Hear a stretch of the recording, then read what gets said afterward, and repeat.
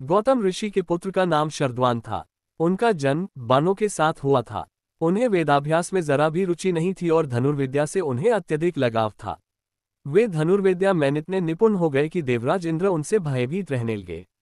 इंद्र ने उन्हें साधना से दिगाने के लिए नामपदी नाम के एक देवकन्या को उनके पास भेज दिया। उस देवकन्या के सौंदर्य के प्रभाव से कृप नामक बालक उत्पन्न हुआ और दूसरे भाग से कृपी नामक कन्या उत्पन्न हुई।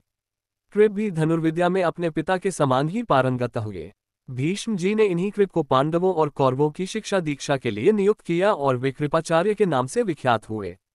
कृपाचार्य के द्वारा पांडवों तथा कौरवों की प्रारंभिक शिक्षा समाप्त होने के पश्चात अस्त्र शस्त्रों की विशेष शिक्षा के लिए भीष्म जी ने द्रोण नामक आचार्य को नियुक्त किया। द्रोण के साथ प्रशत नामक राजा के पुत्र द्रुपद भी शिक्षा प्राप्त कर रहे थे तथा दोनों में प्रगाढ़ मैत्री हो गई। उन्हीं दिनों परशुराम अपनी समस्त संपत्ति को ब्राह्मणों में दान करके महेंद्राचल पर्वत पर तप कर रहे थे। एक बार द्रोण उनके पास पहुंचे और उनसे दान देने का अनुरोध किया। इस पर परशुराम बोले, वत्स तुम विलंब से आए हो, मैंने तो अपना सब कुछ पहले से ही ब्राह्मणों को दान में दे डाला है। अब मेरे पास केवल अस्त्र शस्त्र ही शेष बचे हैं। तुम चाहो तो उन्हें दान में ले सकते हो। द्रोण यही तो चाहते थे, अतः उन्होंने कहा, है गुरुदेव, आपके अस्त्र शस्त्र प्राप्त करके मुझे अत्यधिक प्रसन्नता होगी, किंतु आपको मुझे इन अस्त्र शस्त्रों की शिक्षा दीक्षा देनी होगी तथा विधि विधान भी बताना होगा। इस प्रकार परशुराम के शिष्य बनकर द्रोण अस्त्र शस्त्रादि सहित समस्त विद्याओं के अभूतपूर्व ज्ञाता हो गए। शिक्षा प्राप्त करने के पश्चात द्रोण का विवाह कृपाचार्य की बहन कृपि के साथ हो गया। कृपि से उनका एक पुत्र हुआ।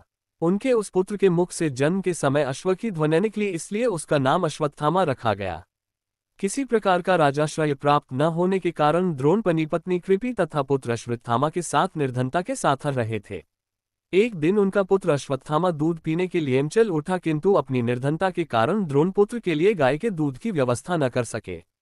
अकस्मात उन्हें अपने बाल्यकाल के मित्र राजा द्रुपद का स्मरण हो आया, जो कि पांचाल देश के नरेश बन चुके थे। द्रोण ने द्रुपद के पास जाकर कहा, मित्र, मैं तुम्हारा सहपाठी रह चुका हूं। मुझे दूध के लिए एक गाय की आवश्यकता है और तुमसे सहायता प्राप्त करने की अभिलाषा लेकर मैं तुम्हारे पास आया हूं। इस पर द्रुपद अपनी पुरानी मित्रता को भूलकर तथा स्वयं के नरेश होने के अहंकार के वश में आकर द्रोण पर बिगड़ उठे और कहा, तुम्हें मुझको अपना मित्र बताते हुए लज्जा नहीं आती? मित्रता केवल समान वर्ग के लोगों में होती है, तुम जैसे निर्धन और मुझ जैसे राजा में नहीं। अपमानित होकर द्रोण वहां से लौट आए और कृपाचार्य के घर गुप्त रूप से रहने लगे। एक दिन युधिष्ठिर आदि राजकुमार जब गेंद खेल रहे थे तो उनकी गेंद एक कुएं में जा गिरी। उधर से गुजरते हुए द्रोण से राजकुमारों ने गेंद को कुएं से निकालने लिए सहायता मांगी। द्रोण ने कहा, यदि तुम लोग मेरे तथा मेरे परिवार के लिए भोजन का प्रबंध करो तो मैं तुम्हारा गेंद निकाल दूंगा। युधिष्ठिर बोले, देव, यदि हमारे पितामह की अनुमति होगी तो आप सदा के लिए भोजन पा सकेंगे। द्रोणाचार्य ने तत्काल एक मुजदी सीख लेकर उसे मंत्र से अभिमंत्रित किया और एक सीख से गेंद को छेदा। फिर दूसरे सीख से गेंद में फंसे सीख को छेदा। इस प्रकार सीख से सीख को छेदते हुए गेंद को कुएं से निकाल दिया।